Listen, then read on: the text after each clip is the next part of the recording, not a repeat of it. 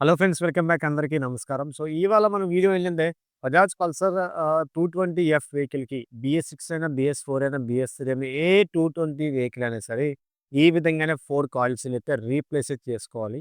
అసలు ఎట్లా వేసుకోవాలి? ఎంత ఆయిల్ వేసుకోవాలి?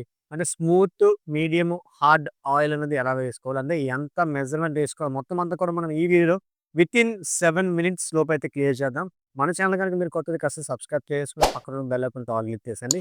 అలానే మనం ప్రీవియస్ వీడియోస్ చూడకపోతే పైన కార్డ్స్‌లో పెట్టాను, చెక్ చేయండి. మన ఛానల్ ప్లేలిస్ట్‌లో చాలా వరకు వీడియోస్ ఉన్నాయి. లేట్ చేయకుండా వీడియోలోకైతే స్టెప్ ఇన్ అయిపోదాం ఫ్రెండ్స్. సో, చూస్తున్నారు కదా, ఇది మా డైలీ కస్టమరే వెహికల్ అన్నమాట ఇది. సో, దీనికేంటంటే 4 కాయిల్స్ కంప్లీట్‌గా పోయింది. దట్టు ఆయిల్ సీల్ స్టెమ్ అయితే అరిగిపోయింది. స్టెమ్ కంప్లీట్‌గా అరిగిపోయింది. చూసారు కదా, మీరు గమనించారు కదా! 2 సీల్స్ కూడా లీక్ అవుతున్నాయి కాబట్టి 2 కూడా 4 కాయిల్స్‌ని మార్చుకోవాలి.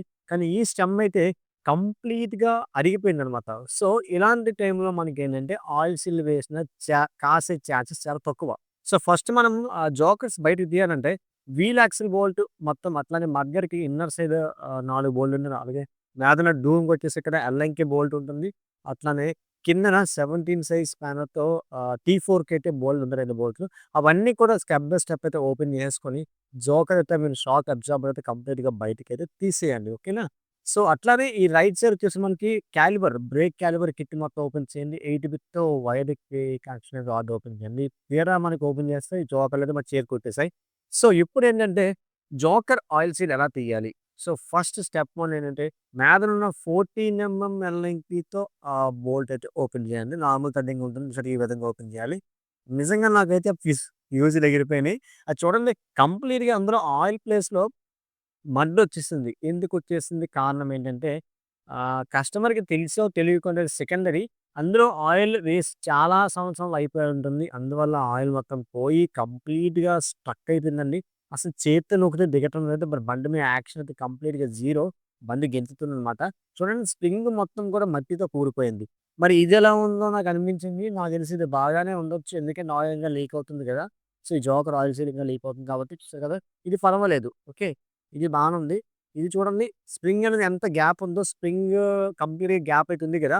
అట్లానే ఆ పక్కది ఇందులో ఆయిల్ చూద్దాం. ఫస్ట్ ఆఫ్ ఆల్ ఆయిల్ ఎంతొచ్చింది? ఆయిల్ అసలేం లేదు. నాకు తెలిసి దీనిలో 270, 290 ఆయిల్ అయితే వేసుకోవాలి. కనీసం అందులో కనీసం ఒక 5-10 ఎంఎల్ కూడా రాలే. ఓకే. ఈ స్ప్రింగ్ చూడండి ఎలా ఉందో, మొత్తం అంతా మడ్డితో ఫుల్ అయిపోయి సెంటర్ కూడా హోల్ క్లోజ్ అయిపోయింది. అండ్ ఇప్పుడేంటంటే ఆయిల్స్ తీసేటప్పుడు మీద క్యాప్ అయితే తీయాలి. డస్ట్ పేర్ క్యాప్ అంటారు దాన్ని. ఏదని అంటారు. దాని కిందన ఒక లాక్ ఉంటుంది. ఆ లాక్ అనేది స్క్రూ డ్రైవర్‌తో లేపండి, వచ్చేస్తుంది.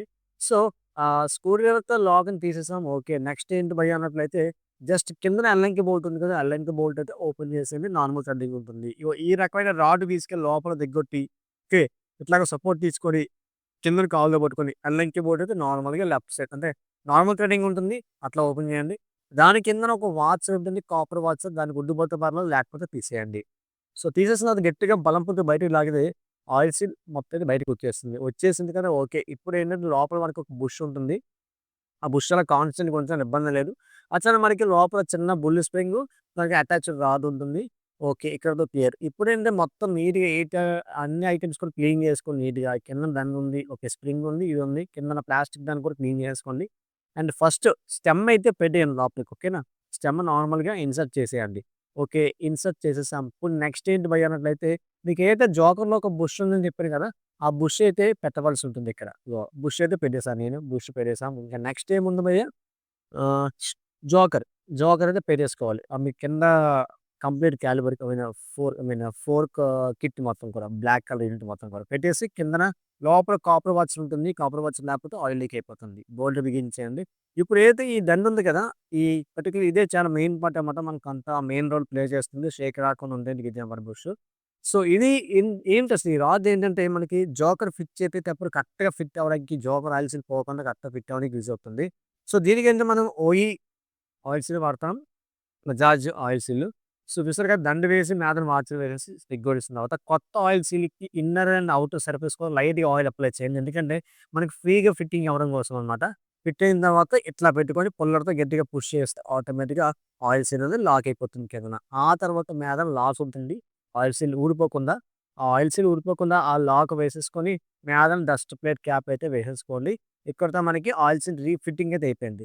భయ్యా ఇప్పుడు ఆయిల్ ఎంత వేయాలి అనే విషయానికొచ్చే ముందు మనకి ఇంకొక స్టెమ్ ఉంది కదా! ఆ స్టెమ్ సంగతికైతే మనం వద్దాము.